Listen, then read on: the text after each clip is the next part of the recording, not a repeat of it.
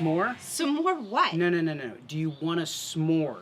I haven't had anything. How could I have some more of nothing? You're killing me, Smalls.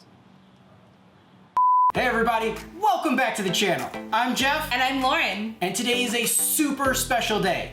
It is the 40th anniversary of the release of the greatest movie ever made, The Empire Strikes Back. It's also our 9-year wedding anniversary. But what really makes this day special is not the movie, not our anniversary, but today is the very first Lauren's Keto Kitchen.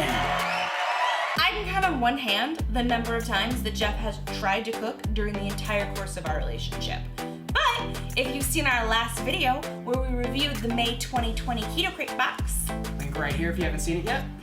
you'll know how excited we are to try this month's featured recipe, which just happens to be keto chocolate graham crackers, which we're gonna make into keto s'mores. Which you're gonna make into keto s'mores, because I'm gonna go watch Empire Strikes Back. Later. So the first step in making our keto chocolate graham crackers is we're going to take the high key Brownie Bites, which we got in our May 2020 Keto Krate, and we're gonna take them and we're gonna blend them. You're gonna use 1/4 cup or 30 grams of cookies, which just happens to be 6 cookies. You can use a food processor or a blender or whatever you happen to have on hand.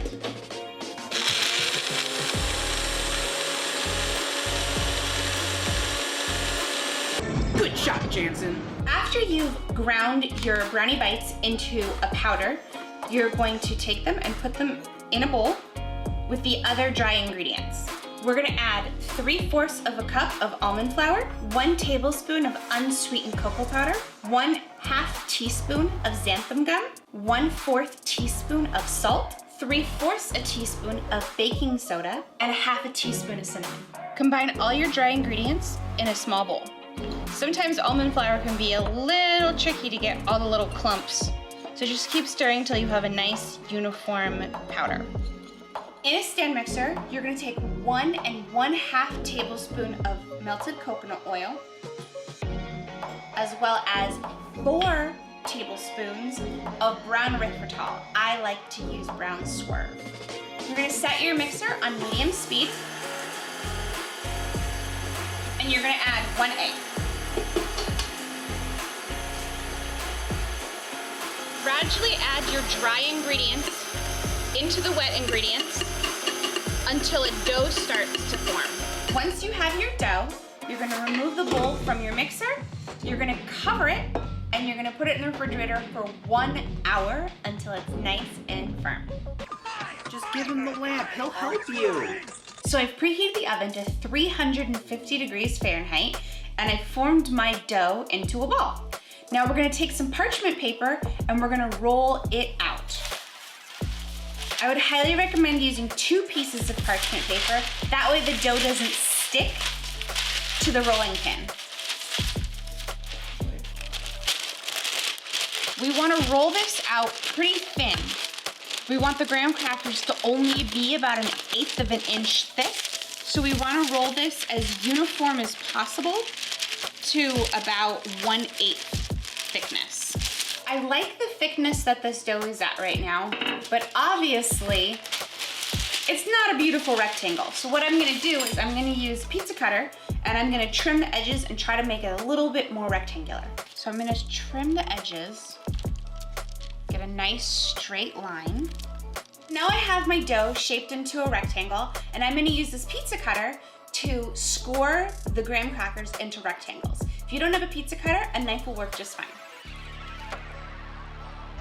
The recipe says that this makes 16 graham crackers, so I'm gonna cut it into 4ths and then 4ths again.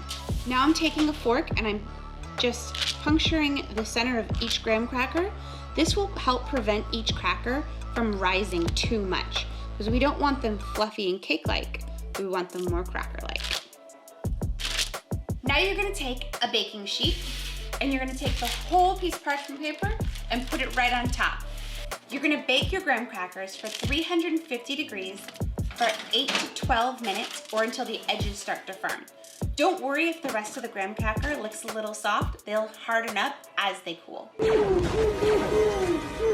It's been 10 minutes and these smell amazing. I'm gonna double check and make sure that they're done. The edges look firm. Look at those graham crackers, fresh out of the oven. Like most keto baked goods, these graham crackers right now are really fragile. But if you give them a little bit of time to cool down completely, they'll break apart beautifully. So our graham crackers are cool to the touch now, and we're going to break them apart along our score lines.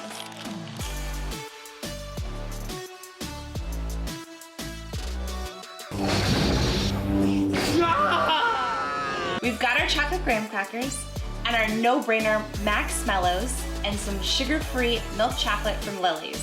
I think it's time for s'mores. What? It's time for s'mores? Yeah. We don't have a bonfire in the kitchen though. I've got a torch. If you're a normal person and don't happen to have a torch on hand, you can always heat your marshmallows up for a few seconds in the microwave. But where's the fun in that? So these graham crackers each come in at less than 2 net carbs. So you can enjoy this entire s'more guilt-free. I am excited to try this. Me too.